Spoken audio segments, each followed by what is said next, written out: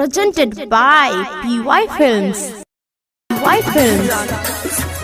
गलती के सजा दै छै जब दूसरे से शादी करेंगे तो हमरा सब प्यार किया केला प्यार किया केला काल्हे तो हरियै तो बराती छोड़ के जही ससुरावा गे इतने बता दे हमारा से जानू भेलो कौन कसुरावा गे। चंदन प्रेमी की आवाज में गाना सुन रिमिक्स।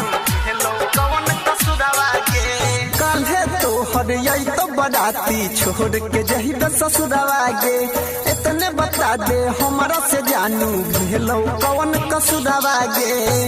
सहबो नयाब हम सहबो नयाब हम तोहर जुदाई गे किन के खाई लेबो मुसके दवाई तब होतो तोहर विदाई गे जानू किन के तब होतो तो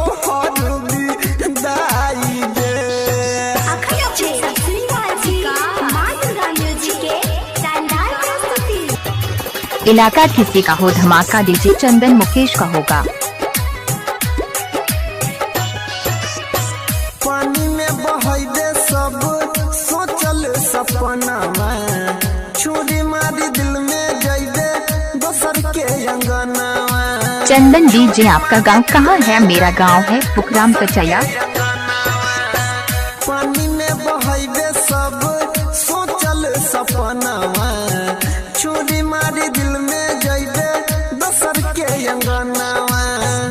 हाथ में मेहंदी रचाइबे हाथ में मेहंदी रचाइबे जइबे तू भुलाई गे किन के खाई लेबो मुसके दवाई तब होतो तोहर विदाई गे जानू किन के खाई लेबो मुसके दवाई तब होतो तोहर विदाई गे।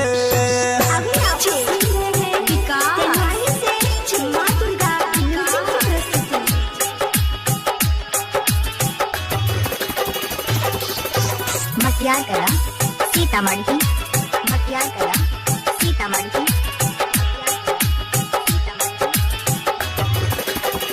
Music by Parveen Yadav. मंगिया में सजैबे सेनुरा कमलेश के नाम के जइबो शमशान हम वही दिन शाम के जइबो शमशान हम वही दिन मंगिया में सजैबे सेनुरा देवेंद्र के नाम के जइबो शमशान हम वही दिन शाम के। यादव अनिल के यादव अनिल के तू बैले मुआई गे किन के खाई लेबो मुसके दवाई तब होतो तोहर विदाई गे जानू किन के खाई लेबो मुसके दवाई तब होतो तोहर विदाई गे। काल्हे तो हरियै तो बराती छोड़ के जही ससुरावा गे इतने बता दे हमारा से जानू भेलो कौन कसुरावा गे। सहबो नयाब हम सहबो नयाब हम तोहर जुदाई गे किन के खाई लेबो मुसके दवाई तब होतो तोहर